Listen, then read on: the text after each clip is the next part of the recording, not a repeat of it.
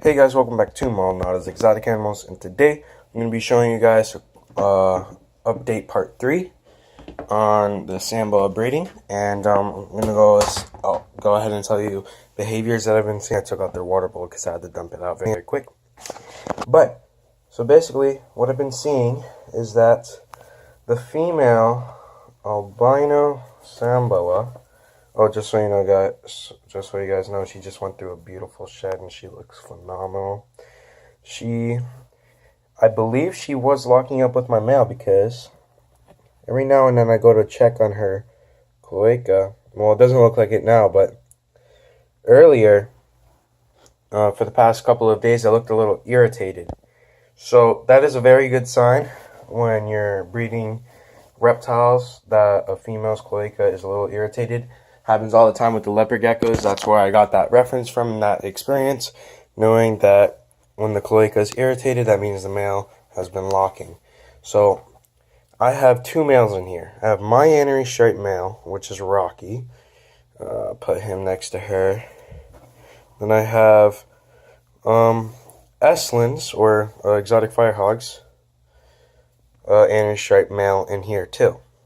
Now the question is which one locked up with her, and I'm pretty sure it was Estlins because he's older and bigger, as you can see compared to my male. Just take these two out, because you can see the size difference in them. My Annery stripe has a cleaner stripe. His Annery stripe has a much more bold, speckled stripe. So, yeah, that's those two. So my Annery stripe is here. That's his Annery stripe. But the difference between them, and genetics-wise, is that this one is 100% het albino.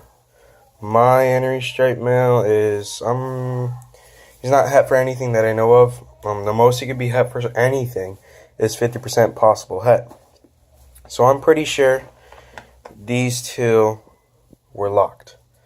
I'm pretty sure the Annery stripe male from Exotic Firehogs and my albino girl locked up because of the behavior and the actions and side effects and everything that I've been seeing.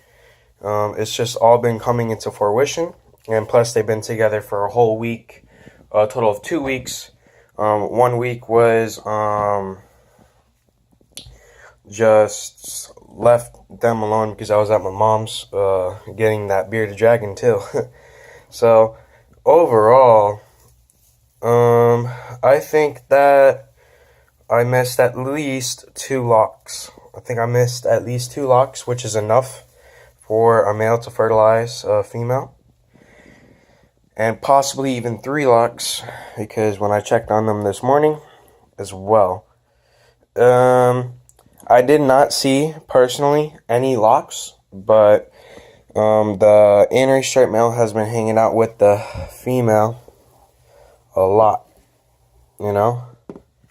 He's been hanging out with her a lot, and the other day when I went to go check on them, the Estlins Annery striped male, or exotic firehogs, was right next to her, with his cloaca next to her cloaca, or their tails next to each other, basically.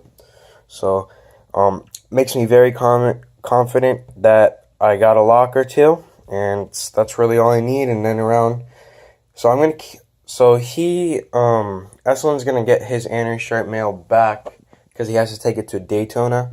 I can't make it to Daytona due to how far it is and poor planning, but definitely next year I should be at Daytona, and possibly even with some of her babies. So, yeah, I'll go ahead and keep you guys updated. That's a next year thing. It's the all-purpose or all-breeder expo. It's the 5th biggest reptile expo in America. I say top 10 in the world. So, it's pretty big. It used to be the big number 1 here in America, but ever since the reptiles started gaining a lot of popularity in the northern states, it's been changing. So, yeah, what we should get from the pairing is, from what I can from what I can tell by genetics and stuff, since Eslin's male, I'm pretty confident is the one that got a lock. So let's say it is Eslin's male.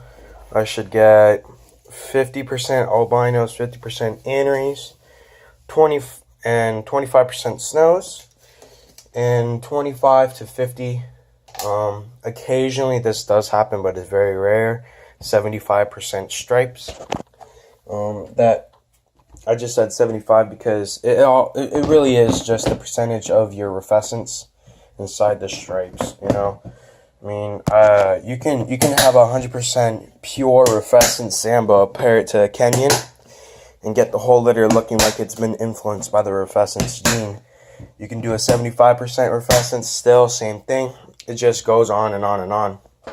What you can do with the rufescence gene, but you got to be careful because when you're working with stuff like splash and paint with your rufescence crosses, you have to be careful because actually the rufescence gene is so powerful and so strong and just so dominant that it can actually affect and take out paint or splash.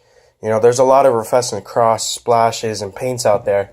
It's just a lot of the nice ones are the 12.5 to at most 25% paints and splashes. You know, there's very few rufescence cross splashes because, you know, the whole splash thing is just very rare because of how when they first came in, they were just all inbred and inbred and inbred and inbred for the highest quality splash. And now that actually threw us back another 10-15 years of where we could have been, and we're only getting low quality splash like her. Low quality splashes like marshmallow here instead of high qualities. Don't get me wrong, there is a lot of high quality stuff out there. It's just they're not being released because of how rare they are. So yeah, hope you guys like this little update on breeding. I will keep you guys updated again, but since school is about to start for me, I'm gonna have to give back the anery stripe male, to Eslen due to Daytona, and he will be going to a possible new home.